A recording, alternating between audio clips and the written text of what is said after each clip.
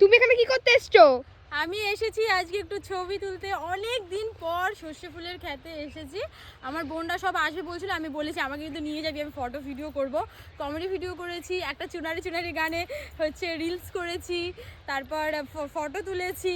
আর এখানটার সবথেকে ফেমাস জুটি শাহরুখ খান আর কাজল, সর্ষে ক্ষেতের বাগানের যে একটা, তোমরা তো দেখেছো সং, ওইটা ফেমাস। তো আমি একটু ভাবলাম যাই, আমার তো আর শাহরুখ খান নেই, যদি আমার একটা শাহরুখ খান হয়ে যায়, এর জন্যই আসলাম। ওরা অনেকেই এসেছে, আমি মিনি ব্লগ করতে ভুলে গেছি, ওরা সব চলে গেছে, এখন আমি আর মিঠি রয়েছি। এই যে মিঠি, আমার গলায় ফাঁস লেগে যাবে।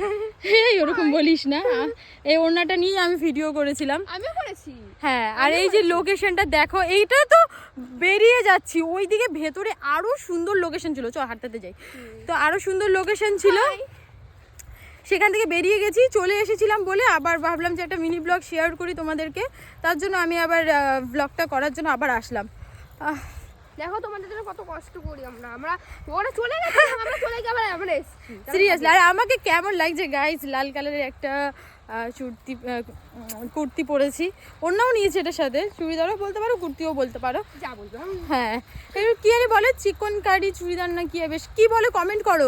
আর তোমাদের কেমন লাগে সর্ষে ফুলের ক্ষেত, এইটাও কমেন্ট করে অবশ্যই বলবে। চলো কোন জঙ্গল দিয়ে যাচ্ছি গাইস, বলবো। ভয়ও লাগে আমার একটু পোকামাকড়ের, সত্যি কথা বলতে, এই রাস্তা দিয়ে হাঁটবো। তারপরে মানে আমার একটু ভয়ও লাগে। সো সন্ধে সন্ধে হয়ে যাচ্ছে অলমোস্ট, এবার বাড়ি যাবো, বাড়ি গিয়ে এটাকে চেঞ্জ করবো। তো চলো গাইস, টাটা।